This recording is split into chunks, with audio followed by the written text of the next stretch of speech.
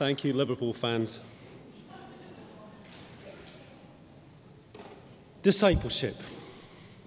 I wonder what the image is that springs to your mind when you think about discipleship. I wonder if the words adventure come into that. I wonder what other elements you associate with discipleship. Programs, maybe discipleship programs?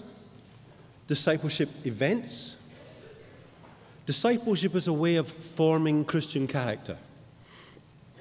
I would say over the last 40 years, and I am an expert over the last 40 years, because I've lived that long, that these three elements have dominated discipleship. And I think they've dominated them not just for young people, but for adults too. Now, I'm not here to demean or to decry any of these things that have happened, but I am here to ask a question. Have we got it right?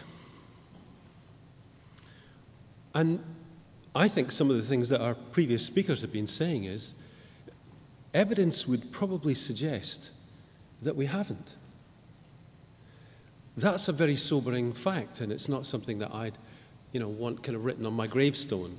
He's been in youth ministry 40 years, and look what happened. That's not the way I want it to be thinking about. But discipleship for the earliest Christians wasn't just a program. It wasn't just an event. It wasn't a week's mission. It was an adventure. They didn't just sit down together and do a weekly Bible study. They tried to apply it and were involved in applying it every day of their lives. Valuable and important though programs are, valuable and important though events are, and mission is, I think discipleship is more than that, because I think it's a daily adventure. I think it's an adventure to discover how we might bring the love of God to other people. Imagine that morning as Peter and John come in from a night's fishing. They're tired, they're weary, and most of all, they're discouraged. They've caught nothing. Could they have imagined that by lunchtime, their nets would have been filled to breaking with the biggest catch of fish they'd ever seen? The point about being a disciple of Jesus was you never knew what was going to happen. Every day was an adventure. Just a matter of months later, imagine another Peter and John event. They're going to do something that day that has become a new daily habit as well as fishing. They're going to the temple to pray. Could they have imagined that by the end of that day, the city of Jerusalem would be in uproar over something not that Jesus had done, but that they had done, and that a lame man, lame from birth, was now able to walk? The point about being a disciple of Jesus was that you never knew what would happen. Now, I don't know how many of you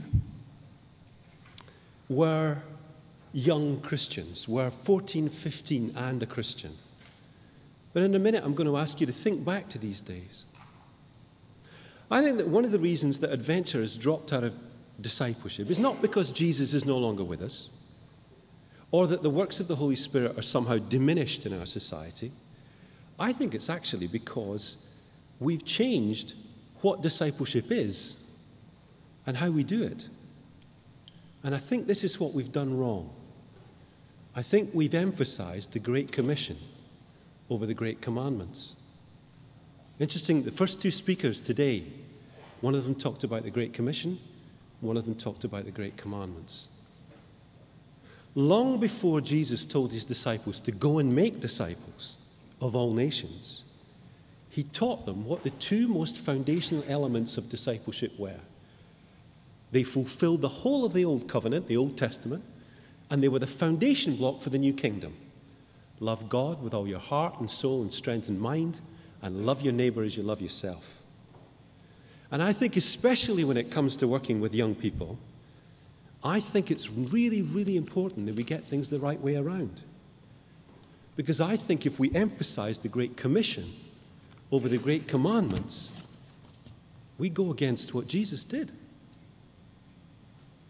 Go back to that 14 or 15-year-old that might have been you when you were a Christian. I wonder if you remember how it felt to be 14 or 15 and a young Christian. I have to go back a lot longer than most of you, but I can still remember how it felt. Two conflicting emotions followed me through my early teens. One, I had a powerful desire to let people know how wonderful it was to be loved and found by a loving God. A powerful desire. But the other inner knowledge that I had, the other conflicting emotion, was that I knew if I pushed it on people before they were ready to hear it, it would not be well received. So while I'm waiting for the opportunity, what can I do as a young disciple? What can I do? Well, I can attend church, I can go to youth fellowship, I can read my Bible, I can get to know God better, I can get baptized, which I did when I was 15, and I can go on mission? No, you have to wait till you're a bit older to go on mission. You have to wait till you're 18. When you're 14, waiting to 18 is like waiting for the end of the world. Some years ago, and I was associated with a church youth group, I went to speak to them one evening about loving their neighbour as they love themselves. And I thought no more about it until a couple of weeks later, two of the lads who were at that meeting came to chat with me. It was a life-changing conversation, as many conversations with young people are. I didn't realize how life-changing until relatively recently. They told me they'd been thinking about loving their neighbours as they love themselves and how that might work out. How could they do this? This is their story. Their names, they may even be in the building, Gabs and Ollie. They were 15, they were into bikes, big time. Not, motorbikes, just ordinary bikes. Bikes gave them a little bit of independence, a little bit of mobility, and most of their friends had bikes too. But one or two of their friends had bikes that were not quite up to scratch. One of their closest friends had a bike that was a bit of a mess, frankly, a really old ramshackle bike. So one Friday night, Gabs and Ollie went to his house and they liberated his bicycle. It's a good word, liberated. Doesn't get me arrested. They took that bike away, despite the protestations of the young person who came the next day and went, "Somebody's nicked my bike. Who would do that?" By the next Monday, things had changed completely.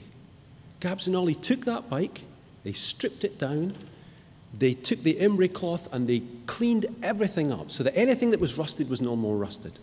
They adjusted the chain, they oiled everything in sight.